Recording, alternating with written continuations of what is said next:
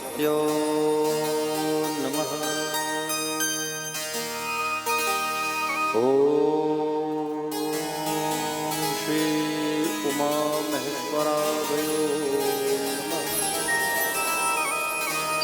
ओम श्री मातृपितृचरणकमलेभ्यो नमः। ओम श्री गुरुचरणकमलेभ्यो नमः। ओम श्री स्थानदेवताभ्यो नमः। ओम श्री वास्तुदेवताभ्यो नमः। ओम श्री कुलदेवताभ्यो नमः। ओम श्री पितृदेवताभ्यो नमः।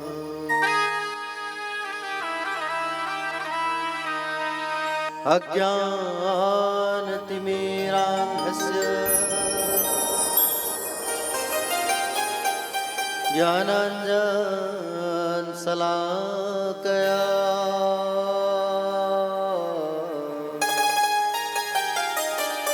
चक्षुन्मीलितं तस्मै श्री गुरुवे नमः। यद्गिरितिस्तिलकायते त्रिभुवनं तापत्रयोन्मूलिनी यद्वाक्यामृतजीवनिह जनयति स्वान्ति सतां कौतुकम्। नारायणं नमस्कृत्यं नरं चैव नरोत्तमं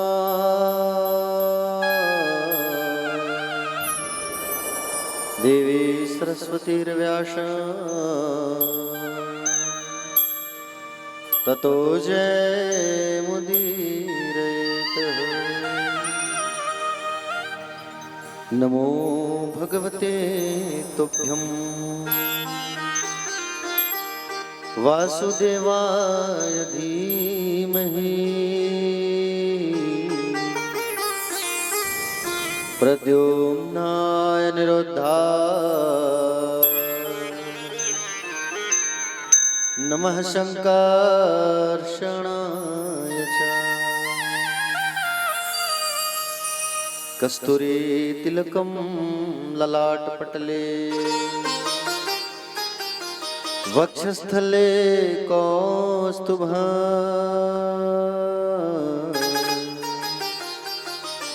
नासाग्रे वरमौक्तिकं करतले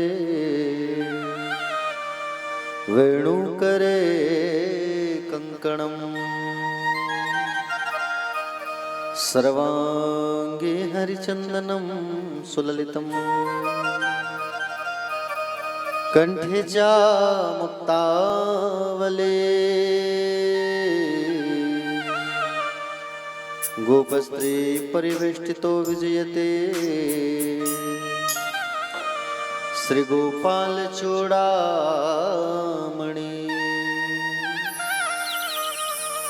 नीलाम्बुजश्यामलकोमलाङ्गं सीता समारोपितवामभागम् पाणो महासायकचारुचापं नमामि रामं रघुवंशनाथम्। देवी प्रपन्नार्तिहरे प्रसीद प्रसीद मातर्जगतोऽखिलस्य प्रसीद विश्वेश्वरी पाहि विश्वम्। त्वमेश्वरी देवी चराचरस्य मनोजवं मारुततुल्यवेगः जितेन्द्रियं बुद्धिमतां वरिष्ठं वातात्मजं वानरयुथमुख्यं श्रीरामदूतं शरणं प्रपद्ये। या कुन्देन्दुतुषारहारधवला या शुभ्रवस्त्रावृता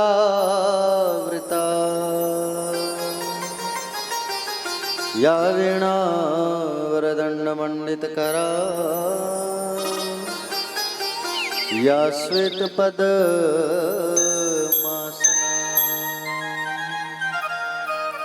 या ब्रह्माच्युतशङ्करप्रभृतिवी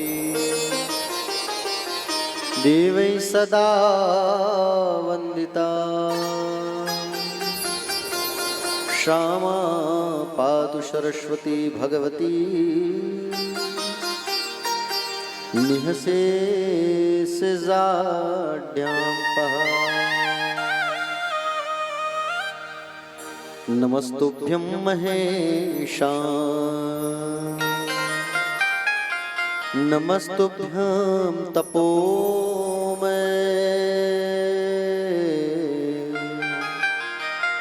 प्रसीद शम्भो देवेश भूयो भूयो नमोस्तुते। जय जय श्री गिरिजारमण जय जय भूत किशोर जय भक्तन सर्वस्व प्रभु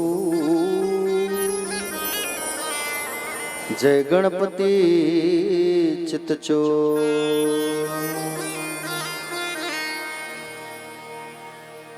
बोलिए श्री गणपति जी भगवान की जय। श्री कार्तिकेय जी महाराज की जय।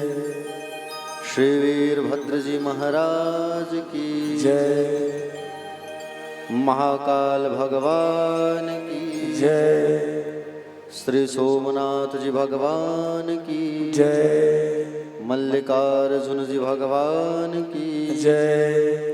भीमा शंकर नाथ की जय। पशुपतिनाथ भगवान की जय। वैद्यनाथ बाबा की जय। रामेश्वरम भगवान की जय। त्र्यंबकेश्वर जी महाराज की जय। घुस्मेश्वर जी वाघराज की जय। श्री काशी विश्वनाथ भगवान की जय। ओंकारेश्वर भगवान की जय। ममलेश्वर जी भगवान की जय। महाकाल भगवान की जय। श्री शिव महापुराण की जय। नंदकेश्वर महादेव भगवान की जय। चंडिकेश्वर महादेव भगवान की जय। बटकेश्वरनाथ भगवान की जय। श्री राजीवलोचन भगवान की जय। कुलेश्वर महादेव भगवान की जय। आदिशक्ति जगदम्बा महामाया मैया की जय। श्री बाके बिहारी लाल की जय। श्री सीताराम जी भगवान की जय। श्री हनुमंत लला की जय। अपने अपने पूज्य माता पिता की जय। अपने अपने पूज्यपाद श्री गुरुदेव भगवान की जय। कथा में विराजमान सभी भक्तजन, आदरणीय जन, सम्माननीय जन, करुणामयी, दयामयी, ममतामयी माताएं, पिता तुल्य आदरणीय जन, सम्माननीय जन, युवा बहन, अल्लाह करने वाले छोटे छोटे भाई बहन, आप सभी का व्यास मंच से हार्दिक वंदन है, स्वागत है, अभिनंदन है और आप सभी को प्रणाम है। आइए आज की महत्तम कथा की ओर बढ़ने से पहले 2 मिनट जिनकी कथा सुनने हम बैठे हैं उनका नाम उच्चारण कर लेते हैं, उनका कीर्तन कर लेते हैं। उसके पश्चात कदम फिर आगे प्रवेश करेंगे। बोले महाकाल भगवान की। हरिओम में ओम समाया है, हरिओम में ओम समाया है, मेरा भोला नगर में आया है, मेरा भोला नगर में आया है। हरिओम में ओम समाया है, हरिओम में ओम समाया है, मेरे भोला नगर में आया है, मेरे भोला नगर में आया है।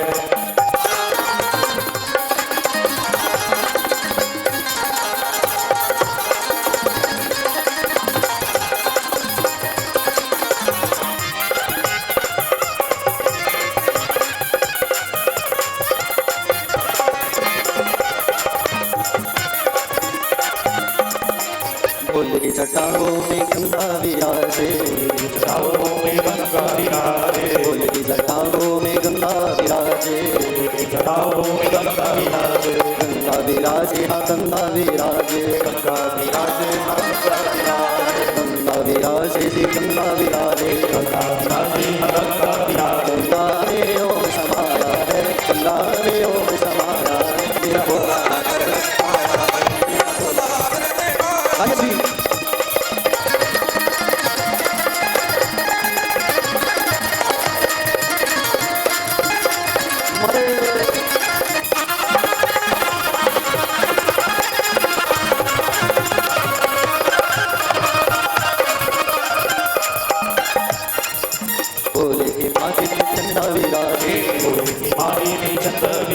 चंदा विराजे, चंदा विराजे, चंदा विराजे, भोले के माथे पे चंदा विराजे, भोले के माथे पे चंदा विराजे, चंदा विराजे हाँ चंदा विराजे, चंदा विराजे हाँ चंदा विराजे, चंदा में ओम समाया है, चंदा में ओम समाया है, मेरा भोला नगर में आया है, मेरा भोला नगर में आया है।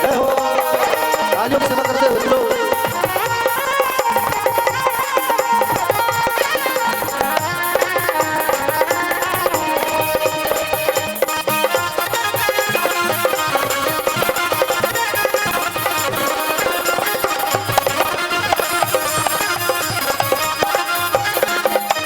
भोले के हाथों में डमरू विराजे, भोले के हाथों में डमरू विराजे, भोले के हाथों में डमरू विराजे, डमरू विराजे हाँ डमरू विराजे, डमरू विराजे हाँ डमरू विराजे, डमरू विराजे जी डमरू विराजे, डमरू विराजे हाँ डमरू विराजे, में ओम समाया है, में ओम समाया है, मेरा भोला नगर में आया है, मेरा भोला नगर में आया है, हरिओम में ओम समाया है, हरिओम में ओम समाया है, मेरा भोला नगर में आया है, मेरा भोला नगर में आया है, मेरा भोला नगर में आया है, मेरा भोला नगर में आया है। हरिओम में ओम समाया है, ओ मेरा भोला सुंदर नगर में आया है। चलिए एक बार दोनों हाथ को उठाइए और सभी को कहिए हर हर राधे राधे।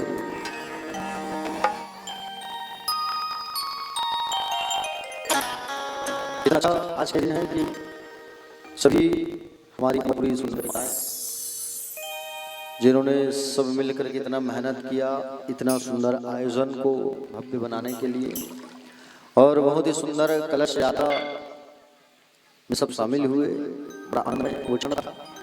और कलश यात्रा के साथ सुंदर बाबा के प्रांगण पर विधि विधान संपन्न हुआ। और कथा आज की महात्मा की कथा पे हम चर्चा करेंगे। देखिए कोई कथा जब प्रारंभ होती है तो अठासीकार किसी स्नान करते हैं और कहने वाले होते हैं श्री जी महाराज। चाहे आप कोई भी कथा सुनो, भागवत की कथा सुनो, चाहे देवी पुराण की कथा सुनो, चाहे घर में आप सत्यनारायण भगवान की कथा सुनो, तो 88 ऋषियों का सुंदर नैमिषारण्य के कुछ पवित्र स्थान में स्वागत महाराज जो है सारे ऋषियों के मुखिया रहते थे, है ना। जैसे हमारे परिवार में कोई मुखिया होता है, घर में मुखिया होता है, वैसे ही 88,000 ऋषियों के मुखिया नाम सौनक महाराज। सौनक महाराज ने वहां विद्वान ने सुत महाराज से प्रश्न किया कि हे सुत महाभागे सब सिद्धांत में वो क्या ही लिखा सारा पुराण विशेषता कि महामती कहा गया सुत जी को। सुत जी के बारे में आपको बताऊं तुम्हें, ये सुत महाराज है साधारण है, सुत पता चलने वाला सुत नहीं, ठीक है, सुत नाम है ऋषि जी। और सूत जी जो महाराज हैं वो इतने ज्ञानी हैं, हालांकि कम उम्र है, लेकिन पूरे पुराणों का ज्ञान है। कितने पुराण हमारे? 18 पुराण, 4 वेद, 6 शास्त्र, सारे पुराणों को ज्ञान है। इसको बंधु आपको बता दूं जी। और सूत जी महाराज जो हैं व्यास नारायण भगवान के परम लाडले शिष्य हैं।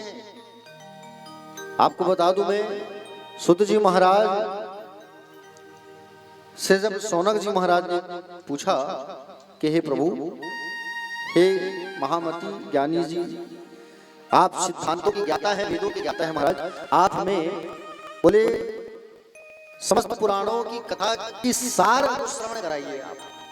और इस घोर कलिकाल में, कलिकाल मतलब कलियुग, कौन सा युग चल रहा है? ये कलियुग चल रहा है। इस घोर कलियुग में, कलिकाल में जब जीव जो है आसुरी स्वभाव का हो जाए तो कल्याण कैसे हो? आज देखो सभी आसुरी स्वभाव के तो हो गए हैं, है कि नहीं? अब आप कहेंगे महाराज कैसे? 2 दिन 3 दिन पहले कौन सा त्योहार मनाए हो? होली का। उसमें देखे होंगे आप लोग आसुरी स्वभाव वाले लोगों को, हाँ? सब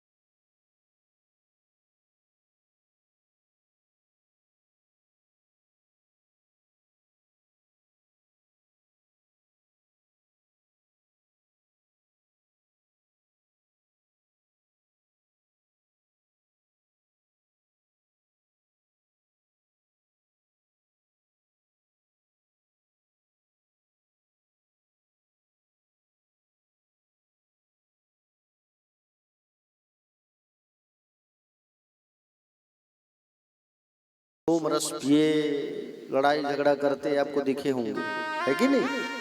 आज हर गलियों में है, कहीं नहीं ऐसा बात नहीं है। तो आसुरी स्वभाव में पड़े हुए, जो माता पिता की सेवा से वंचित हो, जो दान पुण्य कर्म से जो वंचित हो, जो घोर पाप में पड़े हो, ऐसे जीवों का महाराज कल्याण कैसे हो? कोई ऐसी कथा बताइए जिनसे जीवों का कल्याण हो सके। और कल्याण तो दूर, शिव पद की प्राप्ति कैसे हो, ऐसी कोई कथा बताइए हमको। शिव प्राप्ति भवेत्ताद सदा निर्मल चेतसा, बोले शिव पद की प्राप्ति कैसे हो, शिव की प्राप्ति कैसे हो, ऐसी कोई कथा सुनाइए। सारे लोगों ने जब कहा तो सुत जी महाराज ने कहा कि काल व्याल महत्रास विध्वंस कर्मोत्तमम् शैवं पुराणं परम शिवेनोक्त पुरा मुनि। सुत जी महाराज कहने लगे, हे ऋषियों, मैं तुम्हें समस्त सिद्धांतों का निचोड़ सुनाता हूं, जो भक्ति को बढ़ाने वाला है। क्या कह रहे हैं? जो भक्ति को बढ़ाने वाला है और भगवान शिव को प्रसन्न करने वाला है, ऐसी कथा रसपान कराऊंगा। प्यारे, काल रूपी व्याल के भय से मुक्त कराने वाले श्री शिव महापुराण का वाचन स्वयं पूर्व काल में भगवान ने, शंकर ने मुनियों से किया था। बस वही कथा रसपान करना है, श्री शिव महापुराण, जिनकी कथा को सुनने से, करवाने से, बोले एक नहीं, दो नहीं, तीन नहीं, चार नहीं, पांच नहीं, छह नहीं, सात नहीं, 21 पीढ़ियों के पितरों का मोक्ष हो जाता है, वो शिव महापुराण। उस शिव महापुराण कथा को हम रसपान करने बैठे हैं प्यारे।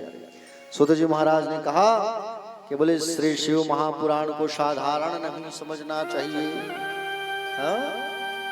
शिव महापुराण को साधारण कभी नहीं समझना चाहिए। शिव महापुराण को क्या समझना चाहिए? सदा शिव भगवान।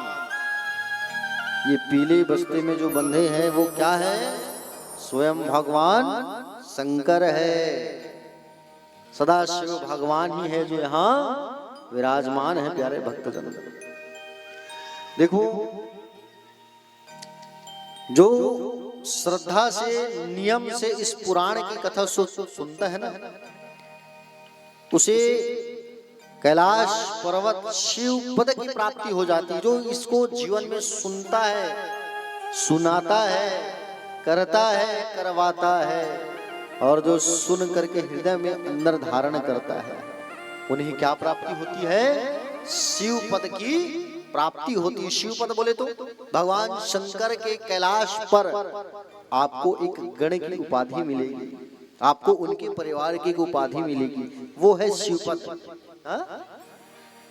शिव का अर्थ क्या है? शिव का अर्थ होता है कल्याण। भगवान का नाम ही है कल्याण। जो कल्याणकारी है, जगत के कल्याणकारी है, ऐसे श्री शिव भगवान को हमारा प्रणाम है। बोलो महादेव भगवान की हर हर। थोड़ा जोर से कहो, हर हर। ऐसा प्यारे भक्तजन, कथा जो है सुंदर आप रसपान कर रहे हैं, और कथा जो है लाइव हो रही है हमारे चैनल में।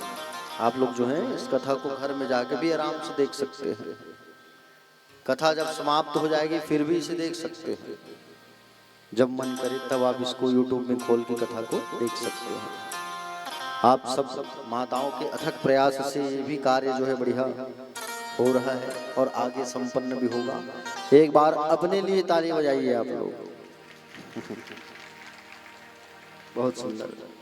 देखो, सौनक जी महाराज से कह रहे हैं सुत जी महाराज कि हे ऋषियों, जो मनुष्य पापी रहता है ना, दुराचारी रहता है, खल रहता है, काम क्रोध में लिप्त रहता है, वो व्यक्ति भी इस पुराण को जब श्रवण कर लेता है तो वो भी तर जाता है।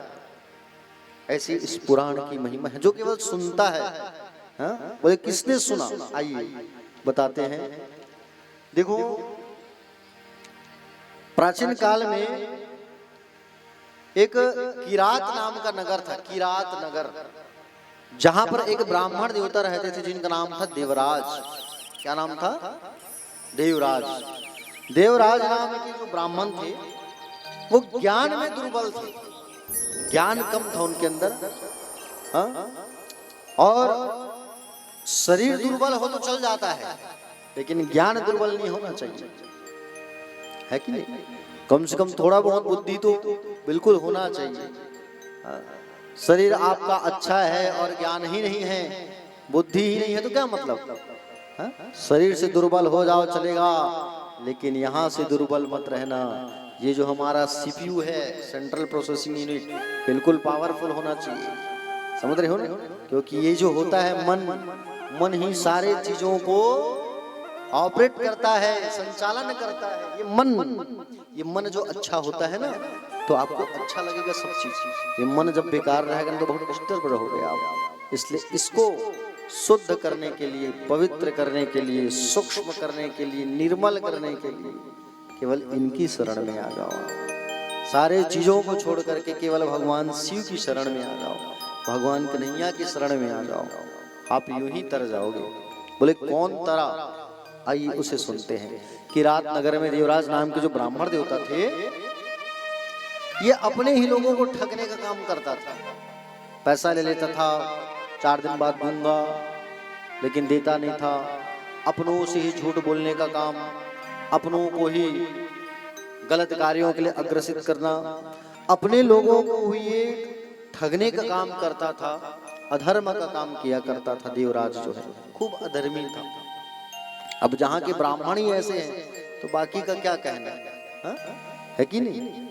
इसलिए प्यारे भक्तजन, ब्राह्मणों को खासकर बोले इन सब चीजों से दूर रहना चाहिए, ठग से, अधर्म से, गलत कार्यों से। प्यारे भक्तजन, एक बार तालाब पर नहाने के लिए गया था ये देवराज ब्राह्मण जो है, और तालाब में नहाने गया था देवराज ब्राह्मण जो है, तो प्यारे उसने एक शोभावती नाम की एक वैश्या को देखा। शोभावती नाम की एक वैश्या को जब देखा तो इनके मन में विकार आया। अगर वो उनको सही दृष्टि से अगर देखता तो मन सूक्ष्म होता, लेकिन मन, मैंने कहा ना, ये मन जो होता है वही कराता है जो कराता है। ये मन उसका निर्मल नहीं था। जहां मन निर्मल होता है, निर्मल मन जन, निर्मल मन जहां होता है वहीं ईश्वर का वास होता है। ये मन ही अगर निर्मल नहीं है ना तो कोई काम कर नहीं। ब्राह्मण देवता जो है महाराज उस वैश्या को देखे और मन में विकार आया और उससे विवाह कर लिया। ब्राह्मण होकर के उन्होंने ऐसा कार्य किया, देवराज अपनी पत्नी को छोड़ दिया, माता पिता को छोड़ दिया और उस वैश्या शोभावती से विवाह करके रहने लगा। बिल्कुल ध्यान से सुनना कथा। प्यारे भक्तजन, एक दिन उसने अपनी माता पिता और पत्नी को भी मार दिया। इतना गलत कार्य में लिप्त कौन? जोर से बोलो, कौन लिप्त था?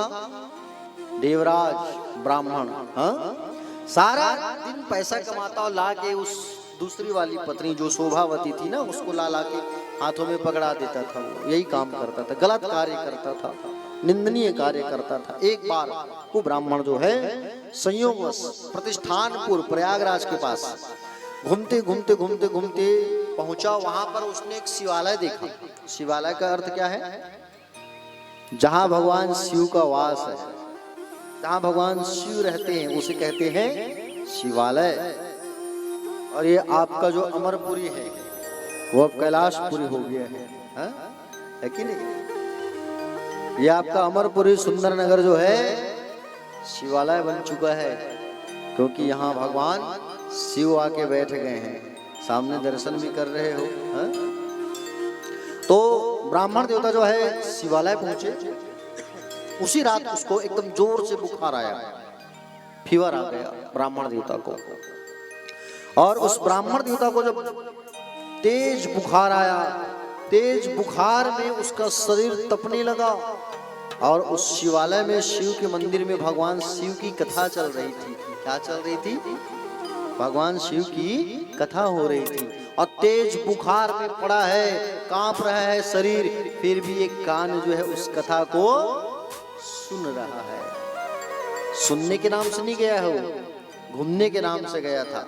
संयोग से पहुंचा है, अचानक फीवर हो गई, तबीयत खराब, और शिवालय में पड़ा बोले कानों में वो शिव कथा को श्रवण करता रहा। 1 महीने के बाद उसकी मृत्यु हो गई, बुखार के कारण मर गया वो।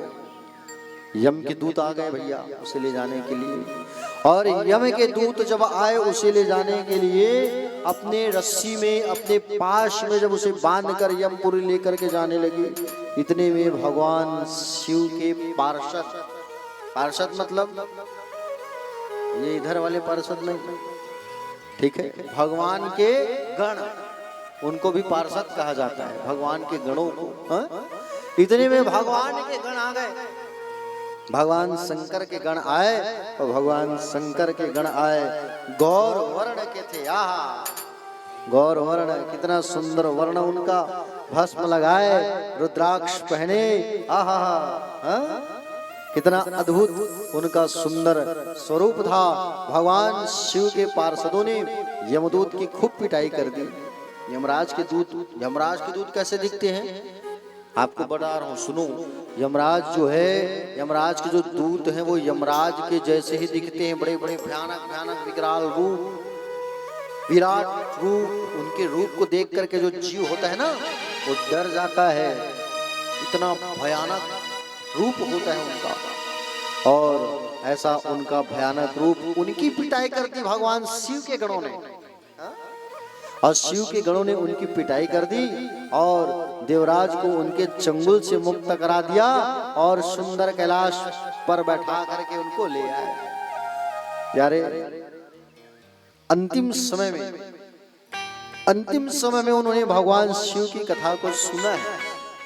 बुखार हालत में सुनते सुनते मर गया। भगवान महादेव की कथा को बुखार की हालत में, तेज बुखार में इस कथा को सुनते गया, और सुनते सुनते मर गया।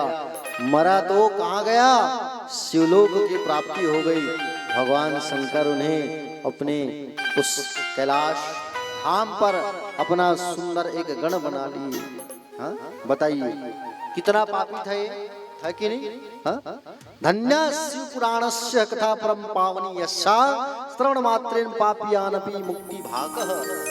बोले सुनने मात्र से जीव का कल्याण हो जाता है। अब सोचो, सुनने से जिसका कल्याण हो जाता है, और जो इस कथा को कराने के लिए एक कदम बढ़ा करके इस कथा की ओर अग्रसर होगा, जो ऐसा आयोजन करवाएगा, वो कहाँ जाएगा?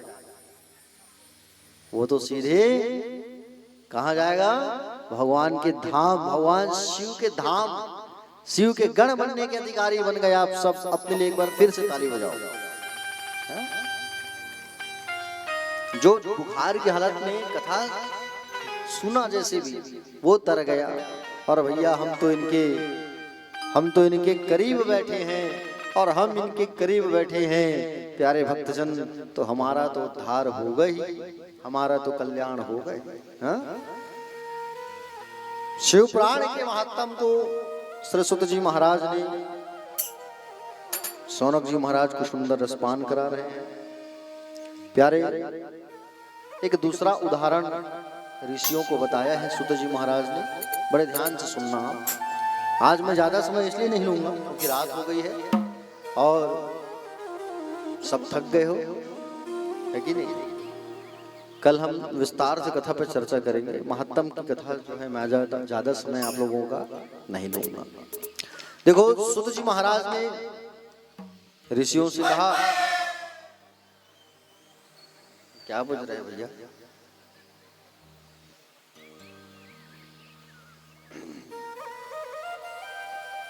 प्यारे भक्तजन, सुत जी महाराज ने कहा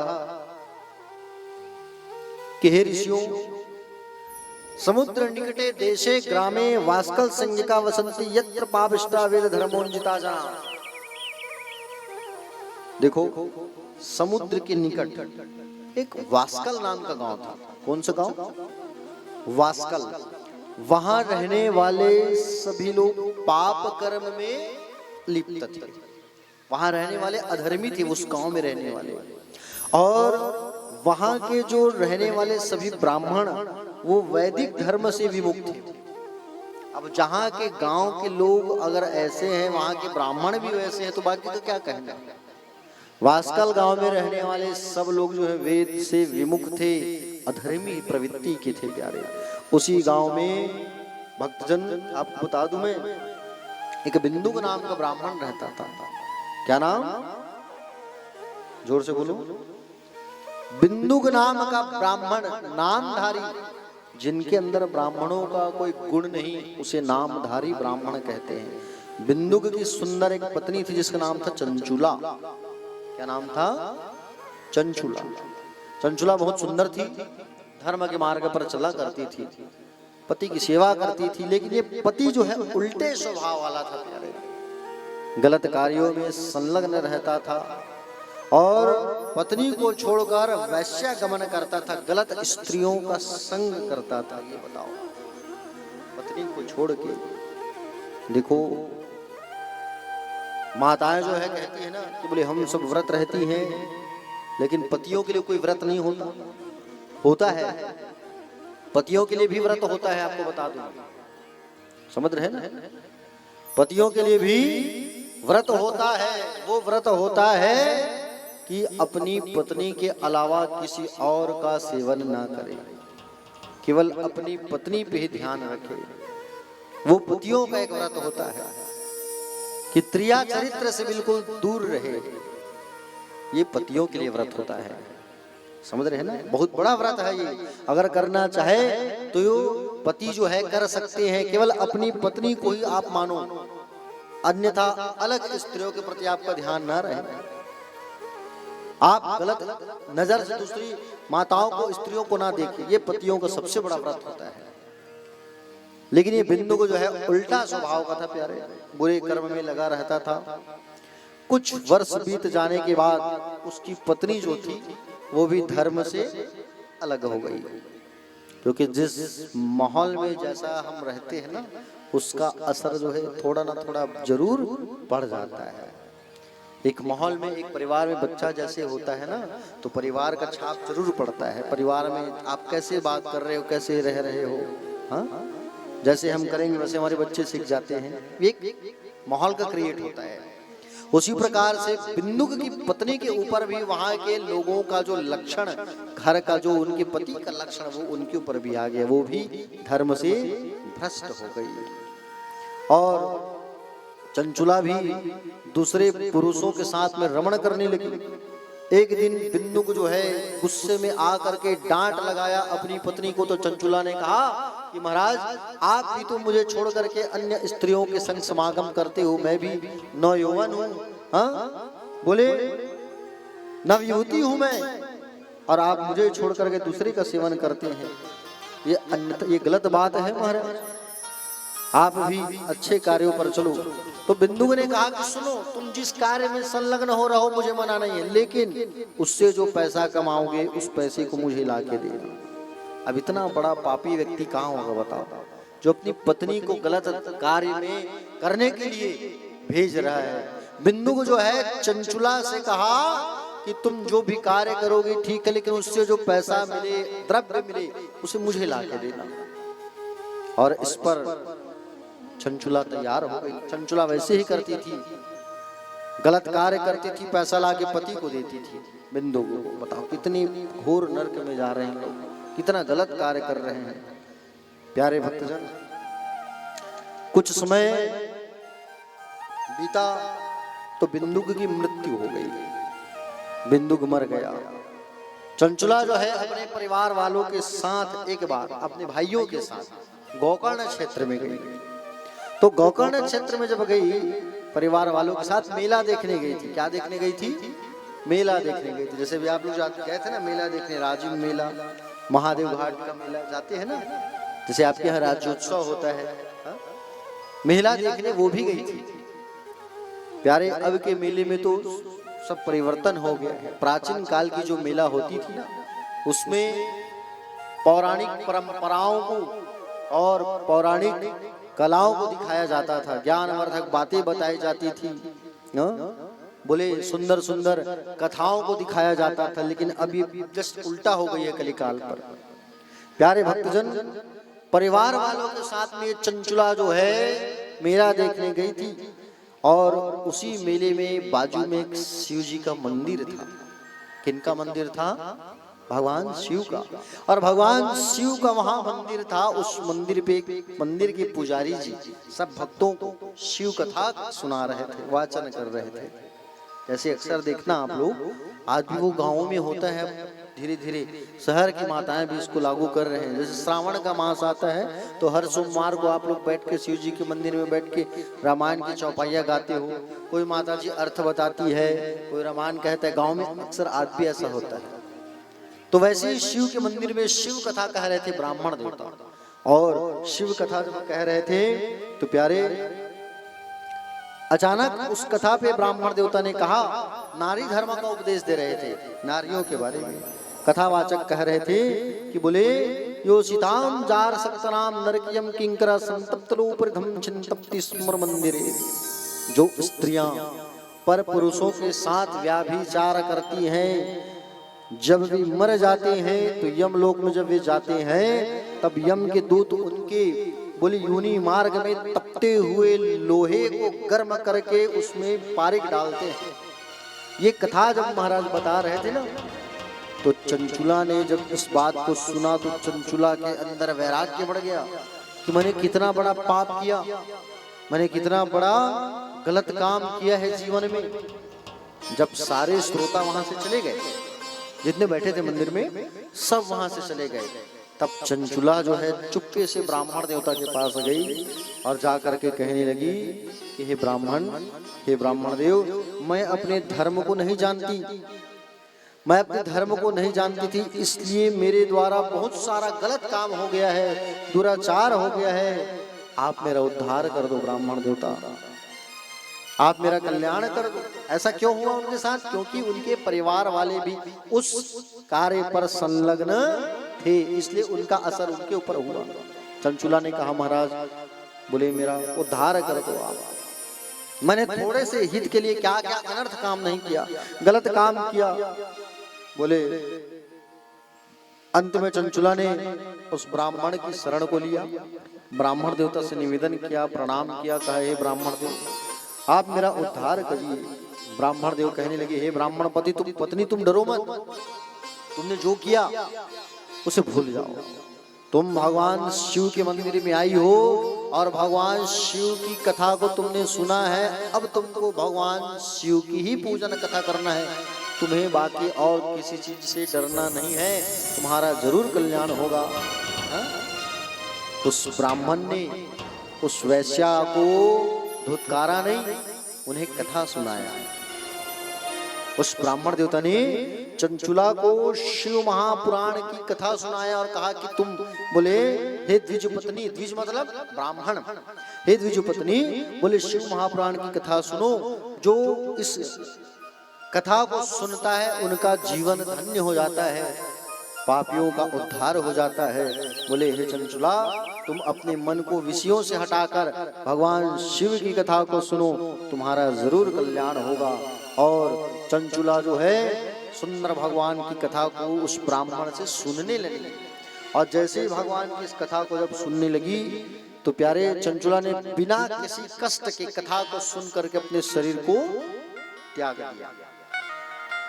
शरीर को जब त्यागा तो प्यारे भक्तजन जब शरीर को छोड़ा उसने, तो शिव कथा को सुन करके छोड़ा।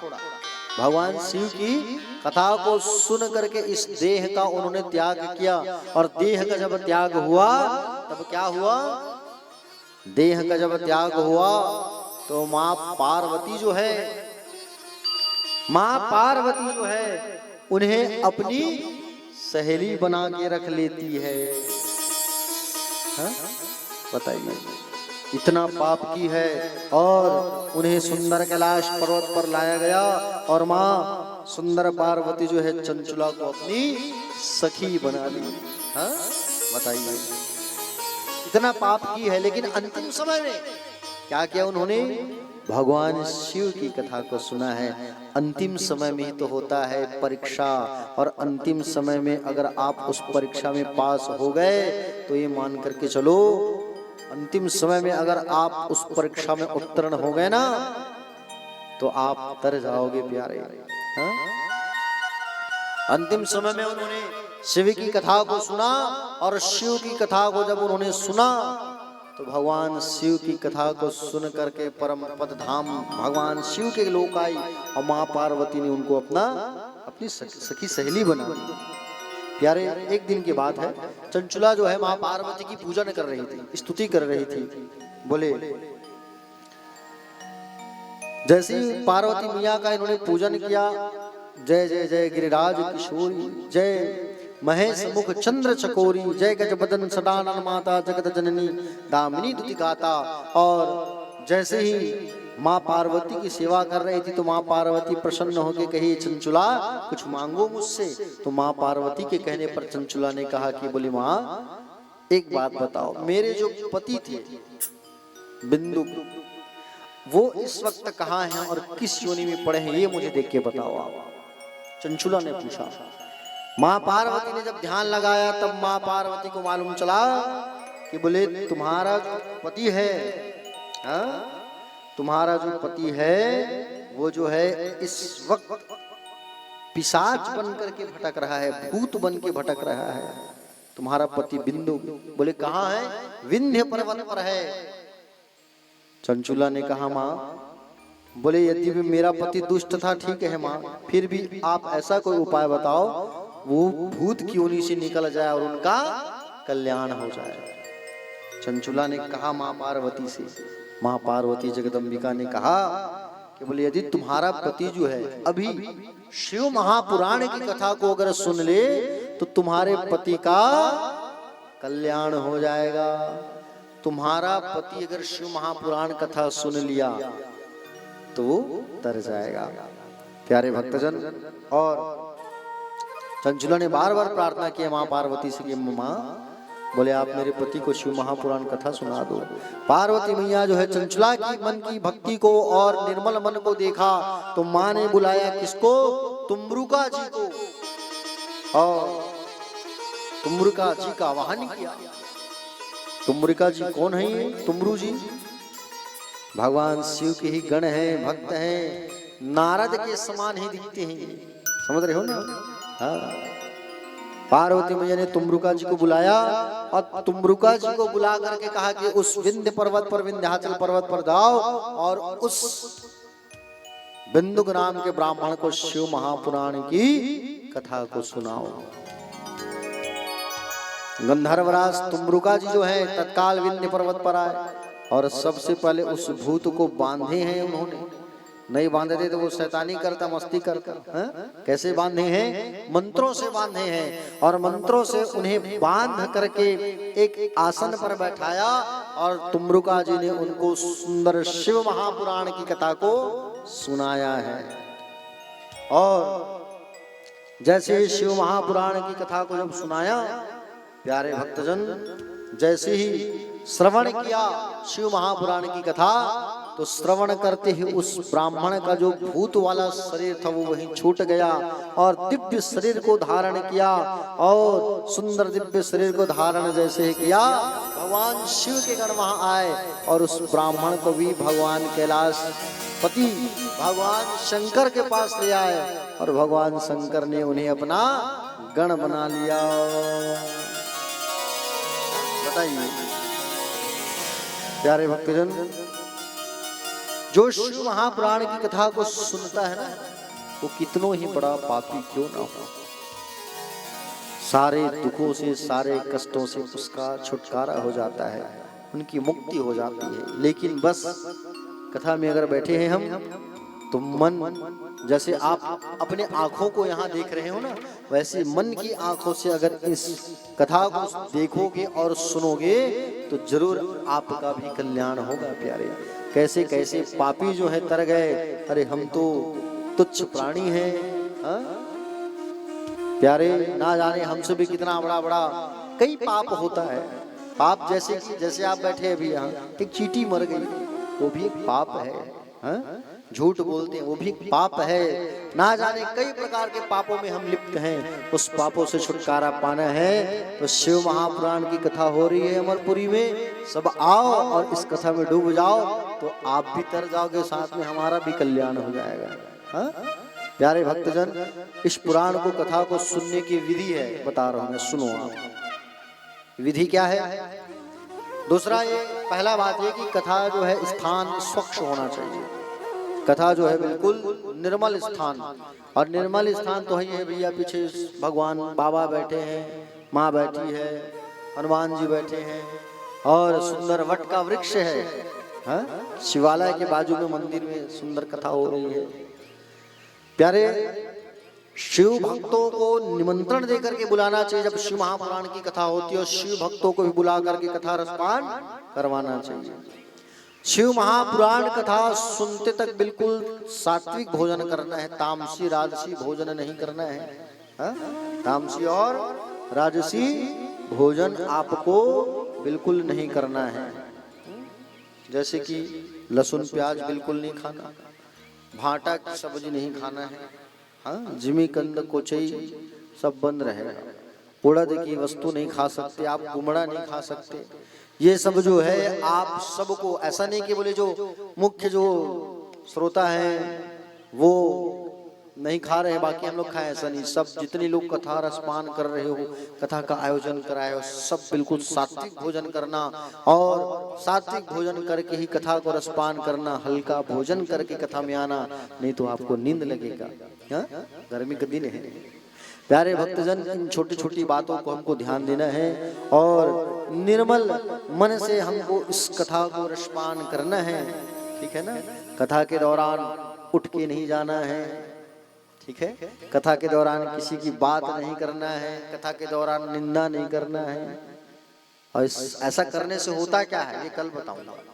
आज ही सब बता दूंगा तो कल नहीं आओगे, गड़बड़ हो जाएगा, है कि नहीं? कल भी सुनना जरूरी है।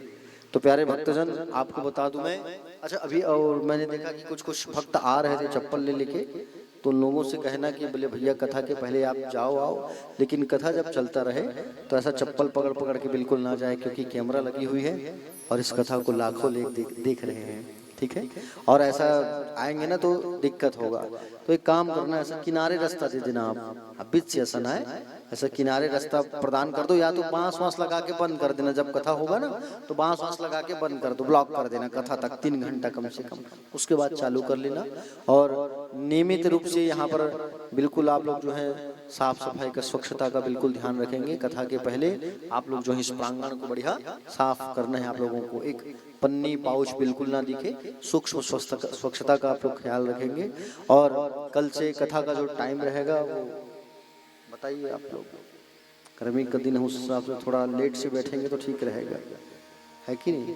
क्या है, पंडाल पे भी खूब गर्मी रहती है, आप नहीं बैठ पाओगे, दिक्कत होगा। हम लोग तो बैठ जाएंगे, आदत है हम लोग का, आप लोगों को दिक्कत ना हो। टाइम 2:30 बजे से रखे कथा का, सुनीता माता जी 2:30 बजे से 5-6 बजे तक, है कि नहीं?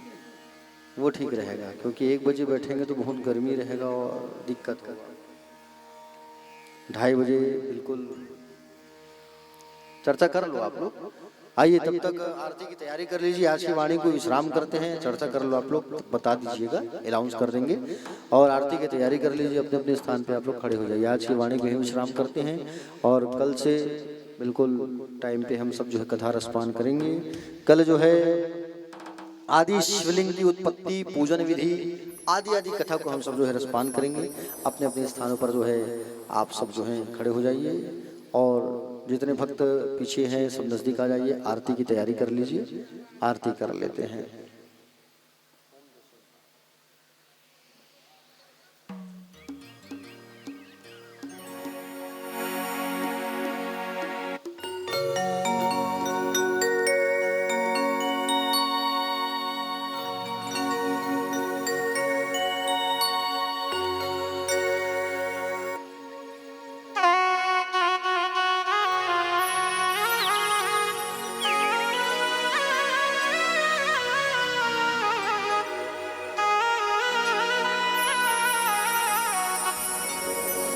बोले महादेव भगवान की जय। ओम जय शिव ओंकारा, बोले जय शिव ओंकारा। ब्रह्मा विष्णु सदा शिव, ओ भोले भोलेनाथ सदा शिव। अर्धांगी धारा, ओम हर हर हर महादेव। ओम जय शिव ओंकारा, जय शिव ओंकारा। ब्रह्मा विष्णु सदा शिव, भोले भोलेनाथ सदा शिव।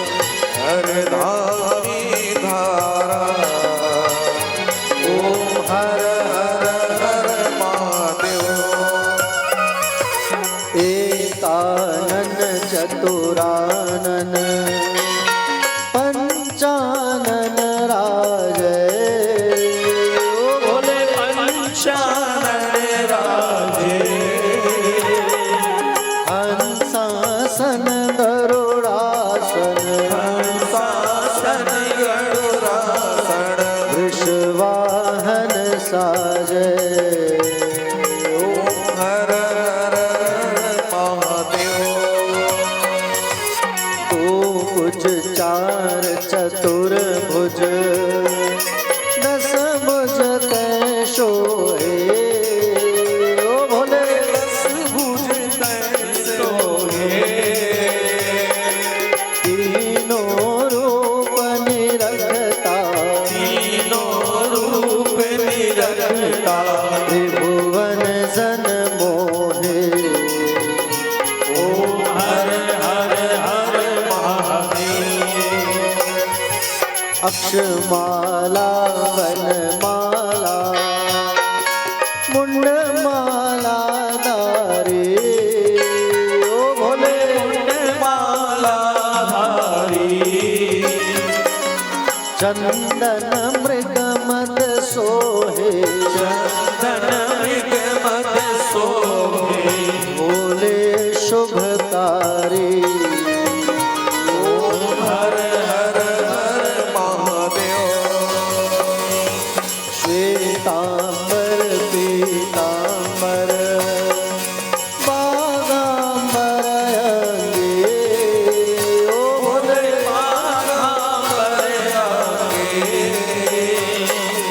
सनकादिक ब्रह्मादिक काधिक ब्रह्मादिक। भूतादिक संगे।